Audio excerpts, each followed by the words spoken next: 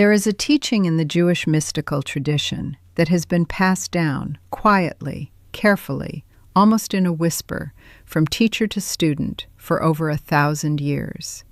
It was not written in the popular texts. It was not preached from the pulpits. It lived in the private notebooks of the sages, in the oral transmissions between masters and disciples, in the careful warnings that a teacher would give a student only when they felt certain the student was ready to hear it without misunderstanding it. Today, I am going to share it with you.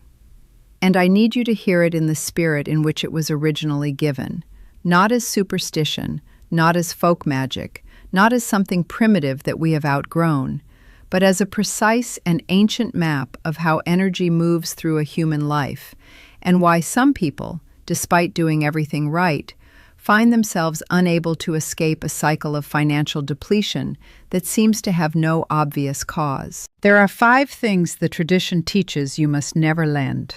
Not to strangers, not to friends, and this is the part that will shock you, the part that generated the most resistance when I first taught it, the part that is also the most important, not even to family. Because when you lend these 5 specific things, what you are actually doing, whether you know it or not, is opening a channel through which your own prosperity flows out of your life and does not return. I want to be direct with you about something before we begin. I am not here to make you afraid of generosity. Generosity is one of the highest values in the Jewish wisdom tradition. Tzedakah, charity, justice, the act of giving to those who need, is not optional in this system. It is a commandment, a requirement, a structural feature of a life lived in alignment with divine intention. What I am going to describe today is not the opposite of generosity. It is the protection of the vessel that makes generosity possible, because you cannot give from an empty cup. And the 5 things I am about to name are not things the tradition asks you to hoard or refuse out of selfishness. They are things the tradition identifies as channels of your own life force, your parnasa, your divinely appointed portion of abundance. And the teaching is that when these specific things leave your possession in the form of a loan, something in the invisible architecture of your financial life is disrupted in ways that are very difficult to repair. I have spent 37 years watching this teaching prove itself, and I have spent those same years watching people ignore it out of social pressure or discomfort, or the belief that surely it cannot apply to them, and then come to me 3 years later asking why everything has gotten harder since they lent that one thing to that one person who never gave it back. The teaching is real. Let us begin. My name is Rabbi Naomi. I was ordained in a lineage that traces its authority back through the Kabbalistic masters of Sfed, through the school of the Ari, Rabbi Yitzchak Luria, whose teachings on the flow of divine light through human vessels remain the most sophisticated framework for understanding the invisible dimensions of personal abundance that any tradition has ever produced. I came to this specific teaching, the teaching of the 5 things, through my teacher, Rabbi Eliezer, a man of 81 years who had studied the relevant tractates and the relevant responsa literature for 6 decades before he sat me down in his study in Jerusalem on a gray December afternoon when I was 32 years old and had come to him with a question about a student of mine who seemed to be hemorrhaging money without explanation, and said to me, "Naomi, ask her what she has been lending." I thought he was speaking practically. I thought he was asking about unpaid loans. He was asking about something much more specific. He handed me a handwritten list, 5 categories, and he said, "Memorize these. You will use them for the rest of your teaching life." He was right. I want to tell you about a woman I worked with named Leah. She was 55 years old, recently retired from a career in hospital administration, and she had done everything correctly. She had saved consistently for 30 years. She had invested prudently. She had a pension. She had arrived at retirement with a financial picture that should have given her complete peace of mind. And instead, she was watching it erode. Quietly, steadily, without any single dramatic cause. A series of expenses, a series of unexpected needs, a series of situations in which the money that should have been stable began, somehow, to move. She described it to me as a leak she could not find the source of. She had checked everything visible. There was no visible source. When I asked her, about 40 minutes into our first conversation, on a Tuesday morning in early spring, when I asked her what she had been lending over the previous 2 years, she stopped mid-sentence. She thought about it, and then she listed, without knowing what she was confessing to, 3 of the 5 things. All lent to family members, none returned. I told her we had found the leak. The first thing the tradition teaches you must never lend is your light. And I need to explain what this means precisely, because it is the most abstract of the 5, and it is also the most commonly violated. In the Kabbalistic framework, every person is understood to carry a specific portion of divine light, their unique spiritual signature, their particular gift to the world, the specific way they were created to illuminate their corner of existence.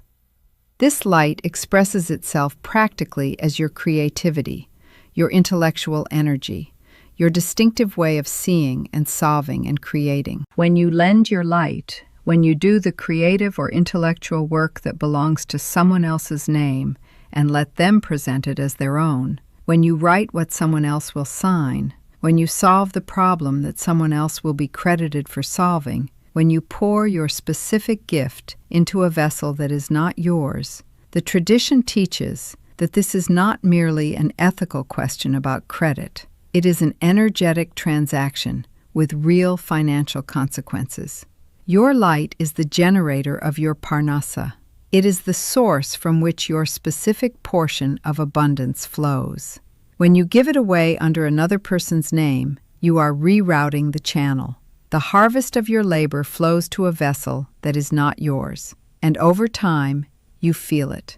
Not immediately, but over time. You feel it as a fatigue that has no medical explanation. You feel it as a sense that your work is not being rewarded the way it should be. You feel it as a slow dimming. This is not metaphor. I have seen it in person after person. And it is entirely reversible, but only when you stop the lending and begin the reclamation. The second thing you must never lend is your name. This one is more immediately recognizable and perhaps more urgently important given the world we currently live in.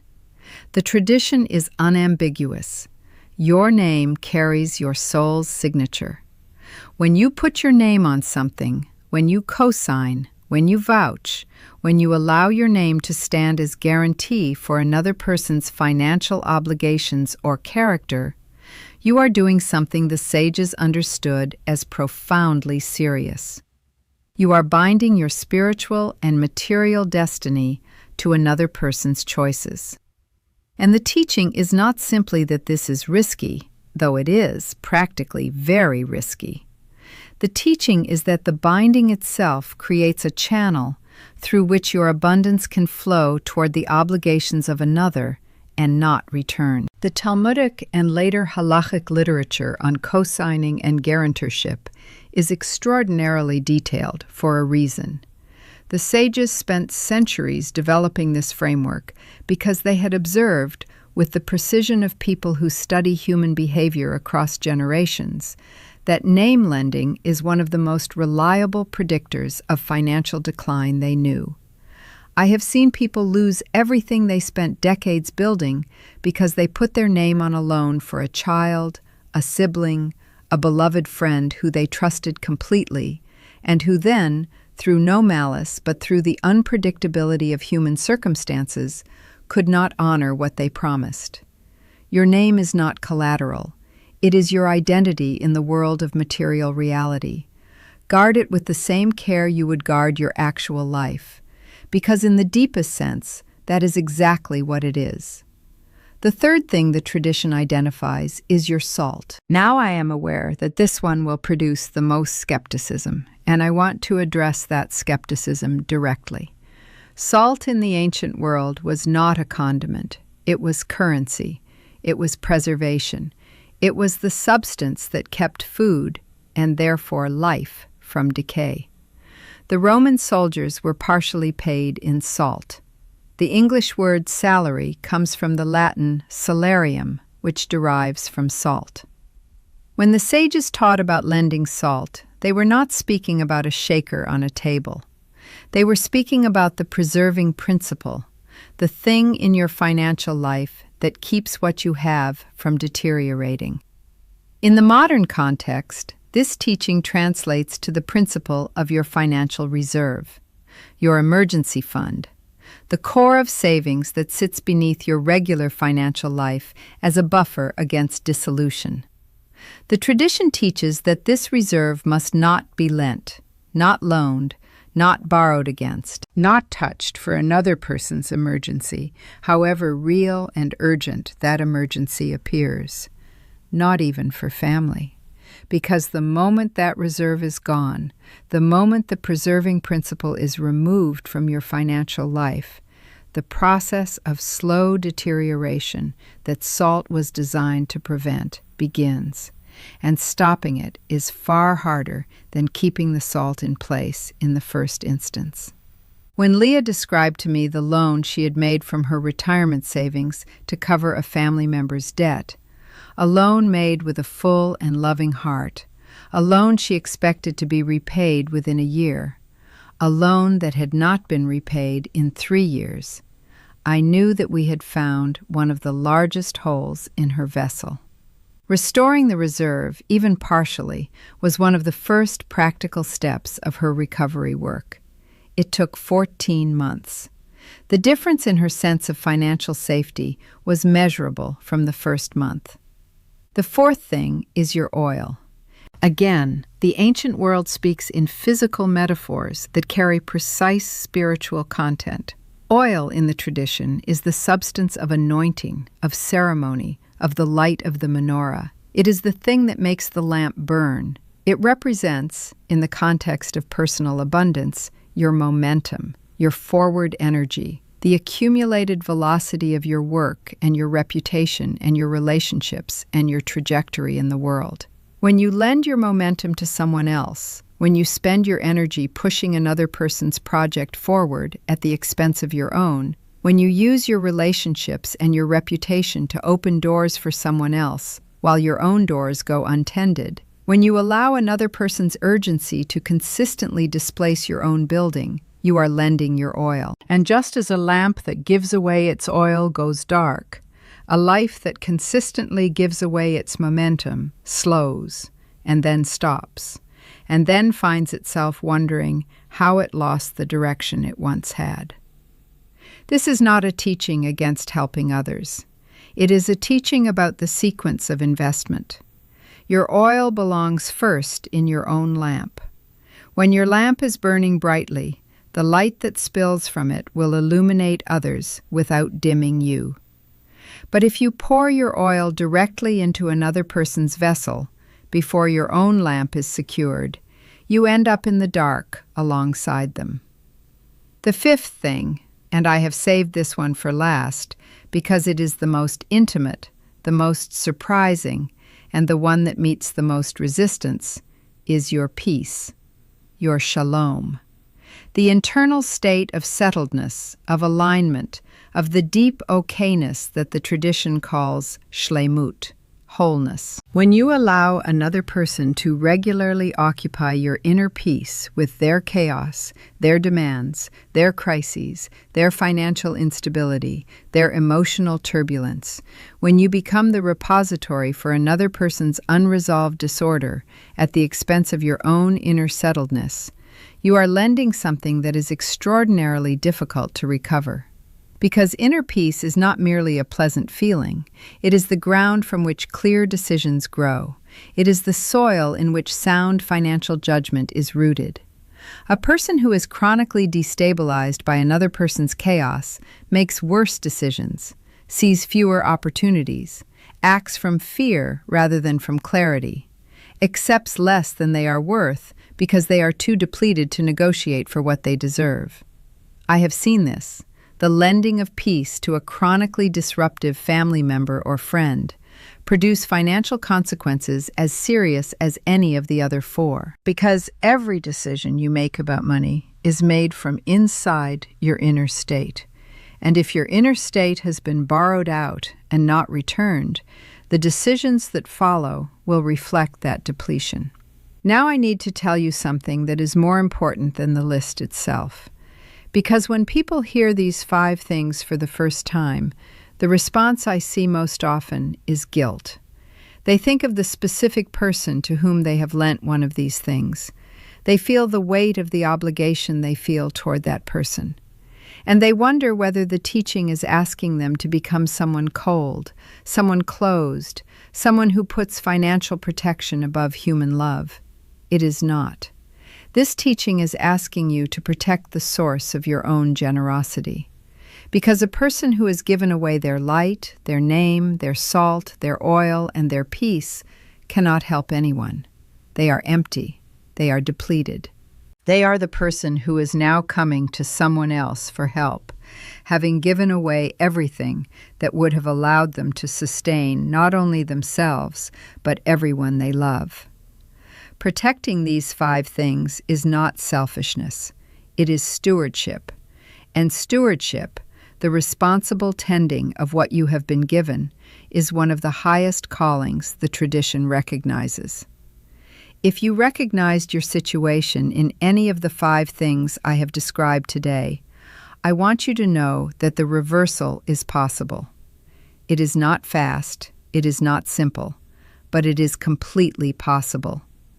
The work begins with the stopping, with clearly and lovingly ceasing to lend the thing that is draining you.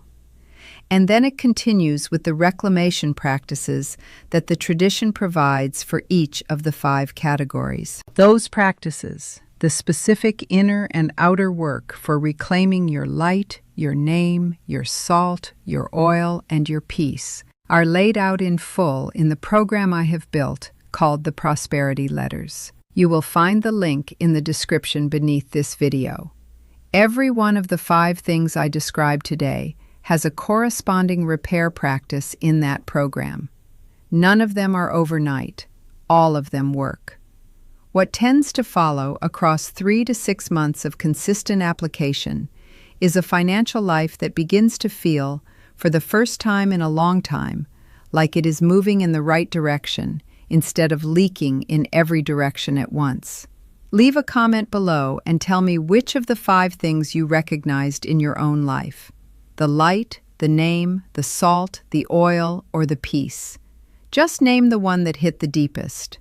I read every comment. I respond to as many as I can. And your comment tells this channel that this teaching is reaching the people who need it, which matters, because there are people watching right now who have never had a name for what has been happening to them, and your comment helps this video reach them. If this channel is new to you, subscribe. What I offer here arrives every week without fail. Ancient teaching brought forward with precision and care for people who are ready to stop treating the symptoms and go looking for the source. Subscribing costs you nothing and compounds in ways you will begin to feel across months of consistent engagement with this material. And if this teaching gave you something true today, if you are going to make a different decision tomorrow because of what you heard here, press the like. For the same reason I always give: circulation. What you send out returns. Even a small act of recognition, released with genuine intention, participates in the very principle I spent this entire video teaching you. Let it be so. May the 5 things that belong to you be restored to you this week. Your light, burning in your own name for your own purpose. Your name, clean and unencumbered, standing only for what you choose it to stand for. Your salt, present and preserving, keeping what you have built from decay.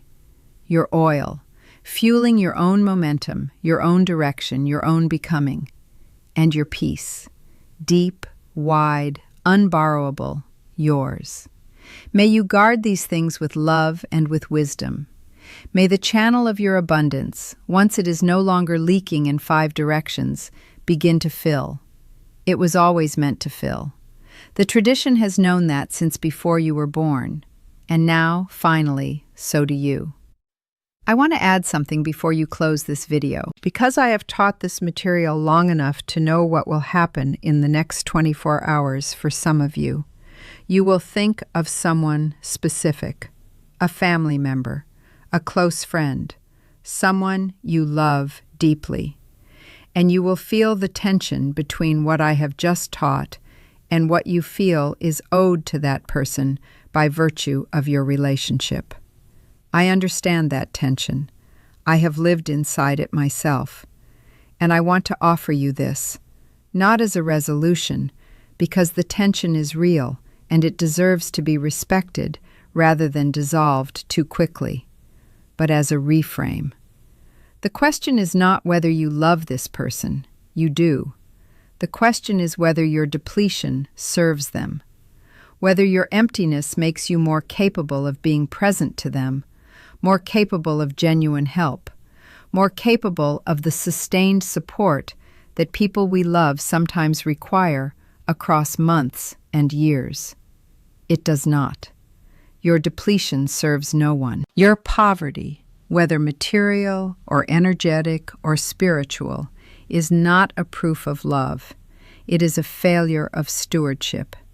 And the tradition is asking you to consider that the highest expression of your love for the people in your life is to be so whole, so full, so prosperous in every dimension that your presence in their lives is a source of genuine light rather than a mirror of shared scarcity. That is not a small thing. That is, in fact, everything. Guard the 5 things, not for yourself alone, for everyone who needs you to be whole.